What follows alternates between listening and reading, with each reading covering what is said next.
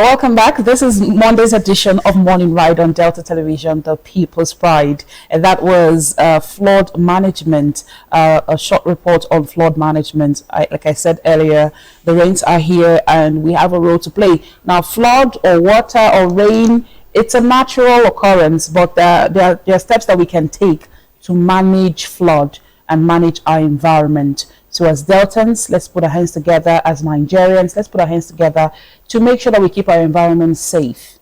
Make sure that you do not throw your refuse into the drains that the government have constructed to help our lives better. Clean the drains around your environment. And for business owners or people who sell on the roadside, do not dump your refuse on our drains. And please be careful when it's raining. Do not drive. Try as much as possible to avoid driving when it is raining heavily. Now it's time for us to look at our papers this morning, newspaper headlines, analyze some of them. I'm here in the studio with Tony Iluaka. I'll start with the Daily Trust newspaper.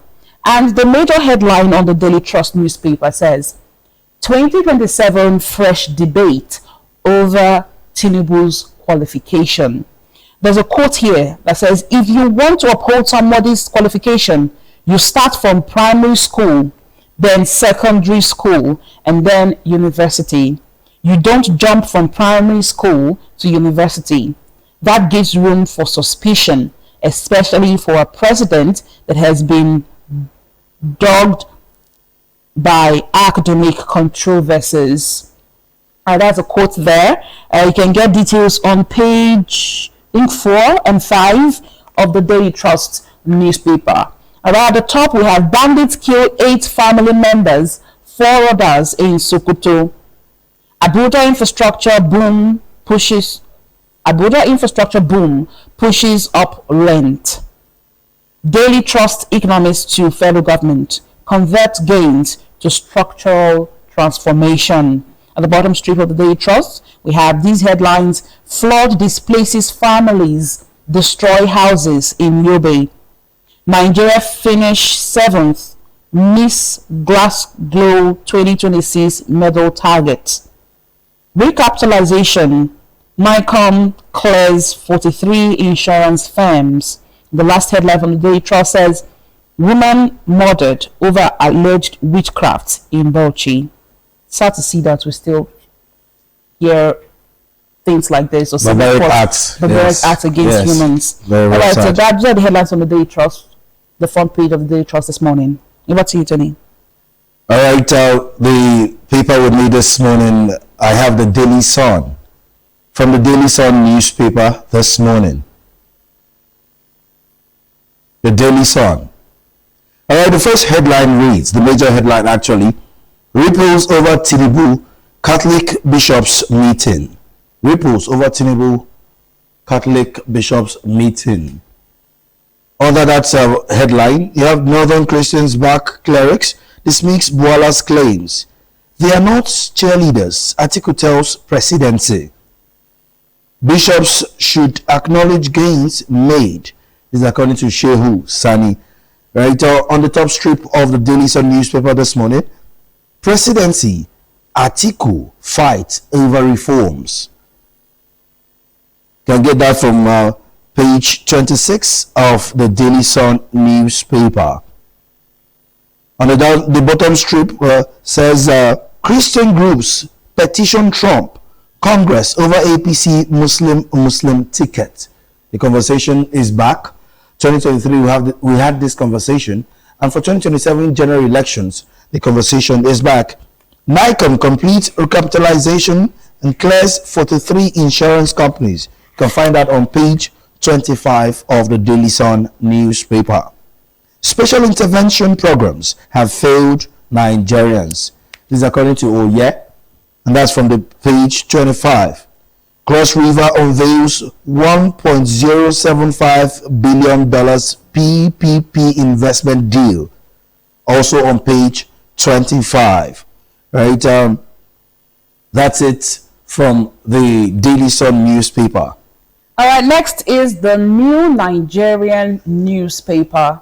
On the New Nigerian newspaper, we have this major headline: Herbal expert accuses medical doctors of undermining native medicine, insists they have medicine for HIV and AIDS. Others. This is quite interesting. Or if they do, it's good, and I think the Nigerian Medical Association should look into it. Actually look into it, yes. Yeah. All right, we have $50 million EV project. Adamawa takes lead in Nigeria's green transport revolution. That's on page 2. Expert warn against substandard electrical cables as Nakako holds customers forum. That's on page 11. ASU begins strike over unmet demands in Afusta Kebbi. That's on page 5. Northern Christians back Catholic bishops fought Bawla over divisive politics. That's on page 5 as well. 2027, Uba Sani's achievements make APC unbeatable in Kaduna, says Maman Lagos. That's on page 2. Or your government officials illegally seizing our cattle, Fulani headers cry out. That's on page 3. Revive strategic institutions in Awka North. Ejanya task Governor Soludo in open letter. That's on page 4 of the New Nigerian newspaper. We move to the next. All right. The Daily Times is next. The Daily Times newspaper is next. And the major story reads, Professor Yoluwada, Professor Adeshino accepts DTN at 100 award. Professor Yoluwada, Professor Adeshino accepts DTN at 100 award. Loud folio's resilience in DTN turnaround. From the top strip of the Daily Times newspaper, Nigeria attracts $29.6 billion portfolio inflows as investors shun long-term investment. All right. 2027, APC backs Obasanjo, warns Nigerians against Atiku. APC backs Obasanjo, warns Nigerians against Atiku. Troops repel terrorist infiltration at Zamfara military base, rescue 9 victims. All right, that's commendable. That energy should also be reflected in various parts of vulnerable zones in Nigeria. We commend the military on that particular move. All right, that's it from the Daily Times newspaper. We'll move over now to the Daily Independent newspaper. The Daily Independent newspaper has as major headline, early recovery in manufacturing sector faces steep hurdles. Sarah to Tinubu, probe 6.79 billion naira police scam, recover missing firearms. Gunmen abduct 3 in Enugu church, 1 rescued. AA gives INEC 48 hours over alleged exclusion of candidates. As on page 6. Atiku fought presidency's attack on Onyanyekon, backs Catholic bishops. That's on page 6. 2027, prominent leaders ask Atiku, Obi, Makinde, others to form united opposition. That's on page 7. I think that's a little bit too late for that. For them to form an opposition party. Yeah. Oppositions as it stands. Exactly. Obi has his, Atiku has his. Yeah. So. Okay, other headline says Dangote partners Sinoma in $800 million deal to double Itori cement capacity. That's on page 7. Dangote is still investing. I can see. The last headline I'll take from the Daily Independent, or not the last one. 50 trillion naira financing gap threatens rebound of Nigeria's real sector. And the last headline says, Presidency to Atiku, stop using carpet begging approach to criticize Tinubu. That's on page 7 of the Daily Independent. The Whistler is up next.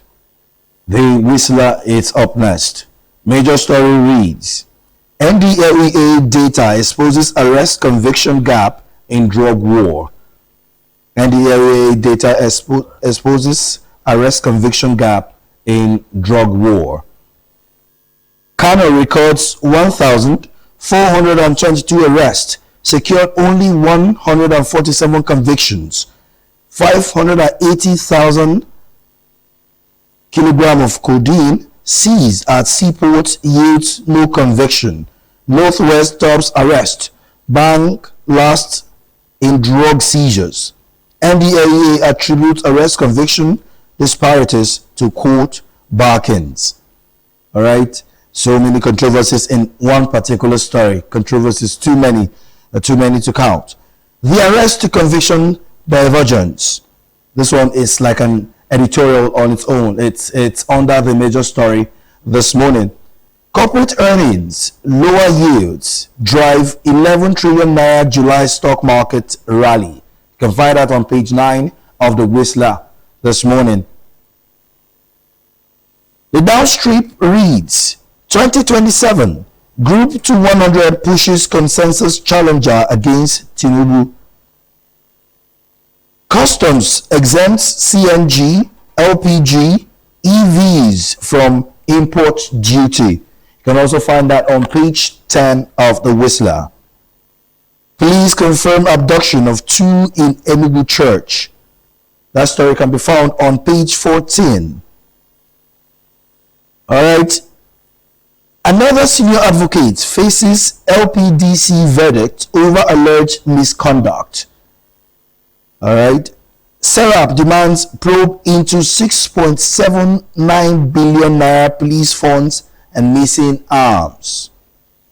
Catholic priest not like fake bishops. Atiku condemns presidency's attack. That's it from the Whistler this morning. Let's check out the Guardian newspaper now. On the Guardian newspaper, we have as major headline, 10 insurers risk liquidation as 43 scale recapitalization hurdle. 10 insurers risk liquidation as 43 scale recapitalization hurdle. That's on page 6 of the Guardian newspaper. And then we have other headlines on Naya Khan, Atiku, Christian leaders who reward tackle presidency. That's on page 6. Atiku, presidency, bicker over economic performance, Nigerians' reality. That's on news page 3 as well. Nigeria in $15 billion flood losses as experts see wider insurance coverage. That's on page 3. Oye warns of FX market vulnerability, high SMEs mortality. That's on page 3 as well. CPPE puts Nigeria's real sector financing gap at 50 trillion naira. Then on June 2026, CSO urges credible election as parties seek last-minute support. That's on page 5 of the Guardian newspaper. Most of the headlines are on business and the economy of Nigeria. The Nation newspaper is next. The Nation newspaper is next. Presidency contradicts Atiku's claims on economy's performance. Under that story, you have ex-vice president using outdated data to access economic outlook. I think this economic conversation that has been on is there for everybody to see. If you go to for the common Nigerian going to the market every day, you see all of these things in reality. You don't have, most times it's not just about the data, it's about the reality on ground. And this has formed conversations over the last 8-9 months, and it's still on. It's still going to be on unless something drastically happens. Igbo were compensated after civil war, says Gowon. Nel Fund disburses 303.91 billion naira to 1.63 million students. 43 insurance companies beat Nikon's deadline. 43 insurance company beats Nikon's deadline. You can find that on page 19 of the Nation newspaper. Troops rescue 34 kidnap victims. arrest ISWAP informant. Why federal government may not prone foreign missions by minister. All right. This is also a story on the former president of the Federation, in the person of His Excellency Goodluck Ebele Jonathan. There's a story on him. You can see a picture with him and the current president. And this one just titles it Jonathan at Aso Villa. All right. That's it from the Nation newspaper this morning. All right, the Nigerian Tribune is next, and on the Nigerian Tribune newspaper, we have as major headline, 2027, eminent Nigerians float G100 to push for single presidential candidate. The riders to convene National Council of Opposition Leaders in 2 weeks, unveil doctrine of necessary democratic opposition, want Atiku, Obi, Makinde others to unite. That's on page 22 of the Nigerian Tribune. At the top, we have, again, presidency chides on Nayekon. That's on page 3 and 22 of the Nigerian Tribune. 43 reinsurance firms scale recapitalization hurdle as NICOM declares new era. Awolowo Foundation opens nominations for 2026 Leadership Prize Sectorial Leadership Awards. That's on page 6. Nigeria's domestic petrol supply rises to 78.6% from 38.9% in 2025. That's a report, and it's on page 15. Troops rescue 34 kidnapped victims, arrest ISWAP informant, recover arms. That's on page 26. Then health, we have a report here that says scientists develop pill that stops measles-like virus from spreading. That's a good one.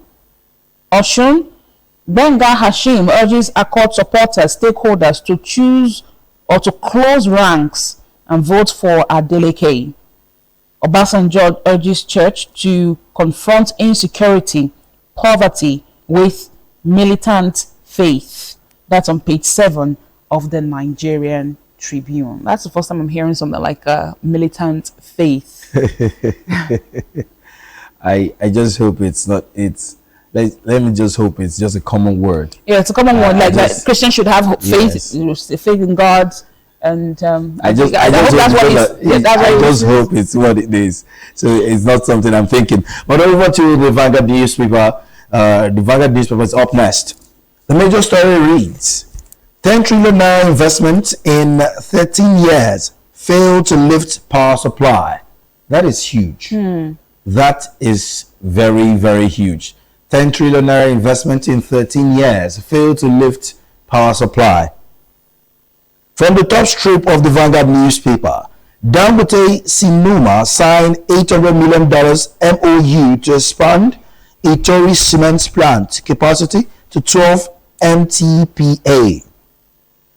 To get more on that story, you go straight to the page 8 of the Vanguard newspaper. NICOM completes capitalization, clears 43 insurers. Presidency slams Atiku over criticism of federal government's economic policies. Presidency slams Atiku over criticism of federal government's economic policies. That's on page 8 of the Vanguard newspaper. We are resettling the sector. Power Minister. Federal government Gencos disagree over 6.2 trillion naira debt. More bonds insurance on the way. Subsidy claims pardoned. Consumers allege. Alright. On Nayekon, Northern Christians, Senator Sani, others defend Catholic bishops. Northern Christians, Senator Sani, others defend Catholic bishops. Oshun poll plots to arrest 46 Accord leaders uncovered. This is according to Adeleke Campaign Council. Plots to arrest 46 Accord leaders uncovered. All right, that's it from the Vanguard newspaper this morning. And our last paper for review this morning is the Punch newspaper. On the Punch, we have as major headline, Abandoned Projects. Federal government bars ministers from awarding unfunded contracts. That's on page 2. We have so many riders. We have Treasury tightens rules to curb abandoned projects, unpaid liabilities, fiscal indiscipline. NDA's accounting officers face ICPC action for approving unfunded projects. BPP to reject no objection requests without proof of available funds. Get details on page 2 of the Punch newspaper. Then we have at the top, despite billions spent, over 6,500 PHCs still non-functional. That's on page 2. Power tussle rocks Obi Kwankwaso campaign teams. That's on page 7. Interesting times ahead, indeed, ahead of 2027 We elections. keep saying it. The drama will be overboard. All right, we just hope that it doesn't go overboard. Nigeria earns 24 trillion naira from crude exports in 6 months. That's on page 13. Fake agency scandal. Controversial DG fights back. Fingers more NDAs. That's on page 8 of the Punch. Then we have speeding driver killed in Lagos road crash. That's on page 4. Insurance recapitalization. NICOM clears 43 insurers. Reviews 8. All right. That's on page 33 of the Punch newspaper. Those are the headlines that we have this morning from the front pages of the papers that we have reviewed. Now, if I go back to the first paper I reviewed, and that's the Daily Trust. The Daily Trust, yes. Very interesting headline. Talking points And everywhere. yes, Tony, and just before you joined me, Yes. I talked about how INEC over the weekend, has gone public with the particulars of presidential candidates, The candidates for the election, Senate yes. and House of Representatives. Yes. Right, and I did say it is procedure, like it's a procedure. It's what INEC should do. They have That's this how it's supposed to be, statutory yes. obligation to do that, so that Nigerians and We know who political they're actually parties voting for. not just know, but they can go through these credentials, they can go through these certificates, and if there are any objections, they can now come up with their claims, come up with their concerns. Then if it's legal, you can go to court and concerned parties can defend. You can do all that before Yes. the elections. But something that stood out was Yes. the fact that the presidential candidate of the APC, which is the president, The submitted incumbent, yes. only his university Yes. certificate. And that's why we have this headline here that says 2027. The headline on the Daily Trust said 2027 fresh debate over Tinubu's qualification. And then there's a quote there. If you want to uphold somebody's qualifications, you start from primary school, then secondary school, and then university. Yes. You don't jump from primary school to university. That gives room for suspicion, especially for a president that has been dogged by academic controversies. I don't know who this quote is attributed to. No, they did not attribute it to anybody. But then, like I said before Tony joined me as well, Yeah. if you have any concerns, if you have any objections, now is the time to relay those concerns to INEC. Now is the time to speak out, to speak about it. And if there's need to go to court, if you want to go to court, you can go to court, but do so before the 2027 elections. Now, for this story that you read, when I saw it this morning, right, while on my way, I just perused through the papers, and I saw it as one of the major headlines. I was concerned. Why? Now, if you want to lead, you should lead by example. Okay. That's for INEC, right? Maybe they have not requested from the president or the presidency to say, okay, we need his primary school, we need his secondary school, we need his university, right? And every other qualification he has, right? Maybe they have not requested from, let me take it that they have not requested from the presidency or the president himself. But it behooves them to actually demand that. Why? If you are talking about transparency is not just on the day of the election or counting of the results. It starts from the campaign down. It's barely 6 months to the elections. Everything that should be done clearly. Nigerians should see it. Nigerians should actually, there should not be conversations of, I want to go to court, right? INEC, Nigerians are demanding from INEC. When I saw it, I quickly went online, most of their handles online, and I saw these stories. I saw the reactions that Nigerians had. Nigerians are saying, don't just tell us to go to court. Go and ask for it. The presidency have aides, he has workers, he has people that can actually go and dig deep. Get his primary school, get his secondary school, bring it to Nigerians. It will give, because that story says he has been dogged by controversies. Yes, like I already said, the reason why I think this should be done now, before the elections, is because, in 2023 when he became president, he won the elections.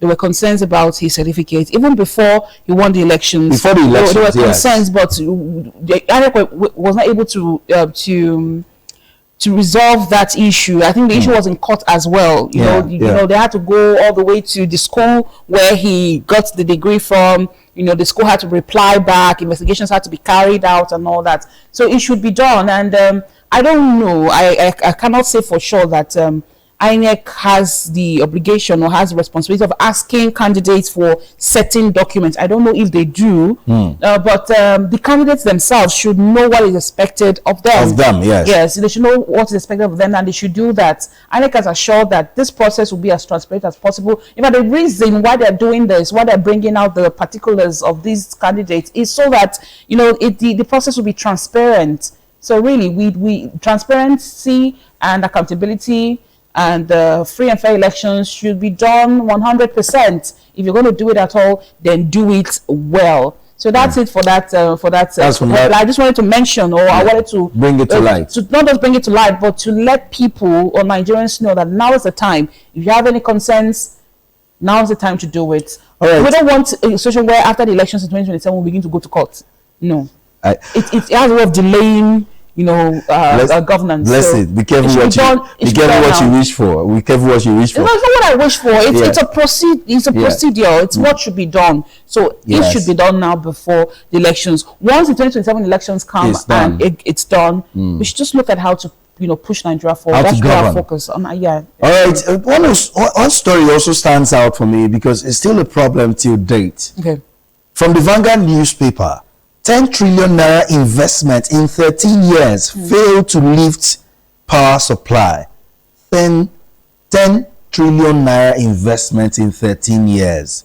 That alone is astonishing. 10 trillion naira 10 years ago, 10 trillion naira now is still the same thing or even more, right? It's alarming. It's concerning actually.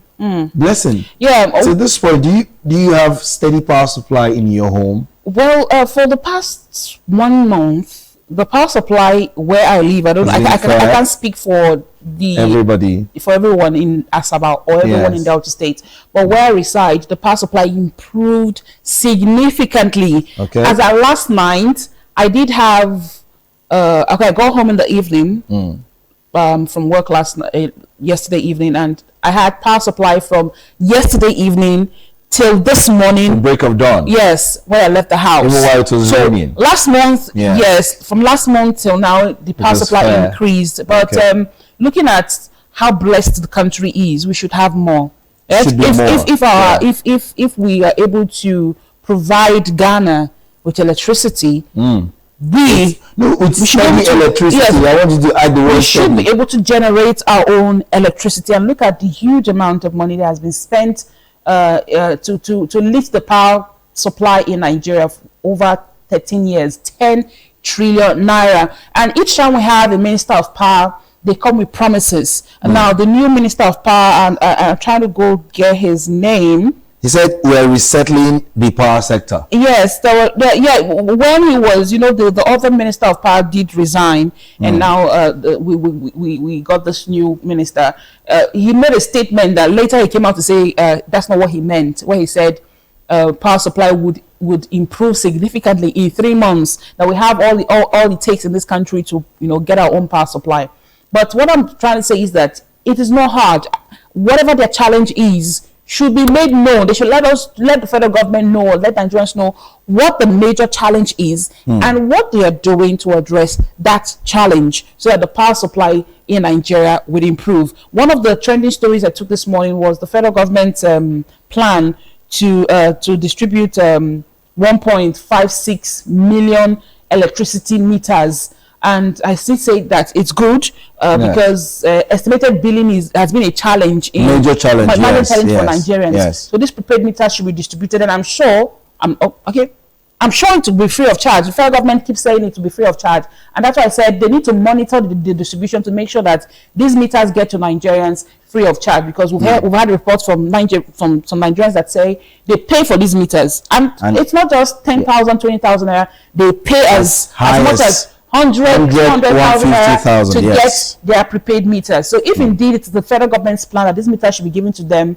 for free, then they should get it for free. Now, aside distributing prepaid meter to Nigerians, when you distribute these prepaid meters to them, it shouldn't just be one of their accessories or one of their furniture. Let it be active. Let it be active. And most of these meters are not the way it can be active is when we have stable power supply. All right. So getting prepaid meters is one thing. Yes. But having stable electricity so that we can use the prepaid meters is another thing. Yes. So really the federal government should look at this challenge. Well, the new power minister, Joseph Olasokomi Taibe, yes, my concern about him is that by profession, he's a chartered accountant and a business executive. Okay. As a power minister. That's what we keep talking about. I wanted to say it earlier, but I didn't know where to fix it. As a business-minded person, as an accountant, he's business-minded. So let's hope he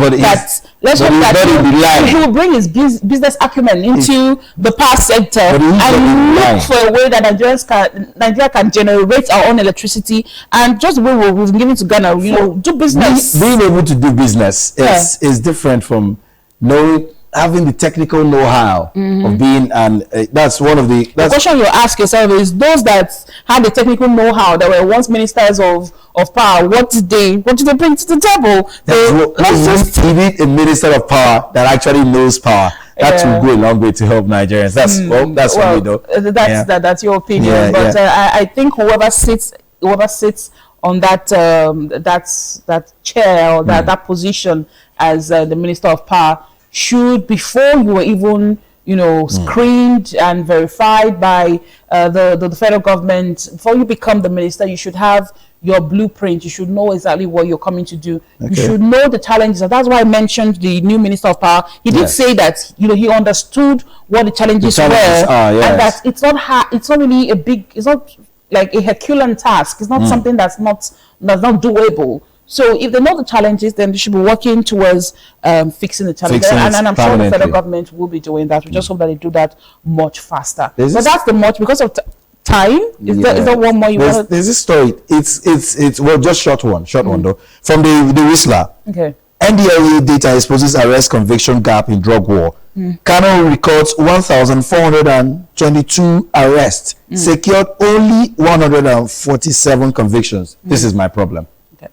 This is my problem. Why I'm saying it's a big problem. Where does it keep Nigeria in when it gets into convictions? You're having 1,422 arrests, getting only 147 convictions. Bless him.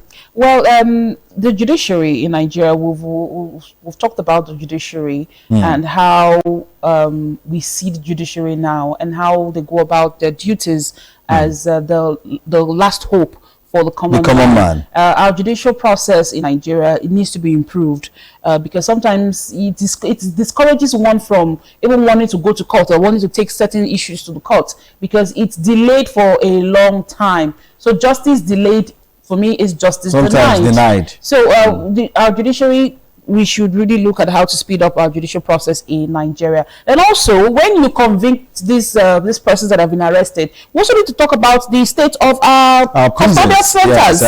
Yes, our correctional centers. How many do we have in the country? And we've seen reports where visits to these custodial correctional centers, they're overcrowded. So we need more in the country. That's another issue. Wow. So, That's what I so many think. talking point, but I think I uh, rest my case. Yeah, we just have to leave it at that, and urge the federal government to really do more. The judiciary should do more to hasten up justice, and for the correctional centers, we need more correctional centers, and we need to improve the ones that we already have. That's the much we can take on newspaper review and analysis this morning. Please get yourself copies of these papers, read up the stories for yourself, or better still, check them online and read for yourselves. All right, that's it on newspaper analysis. We'll take a break, and when we come back, we'll bring you our interview segment.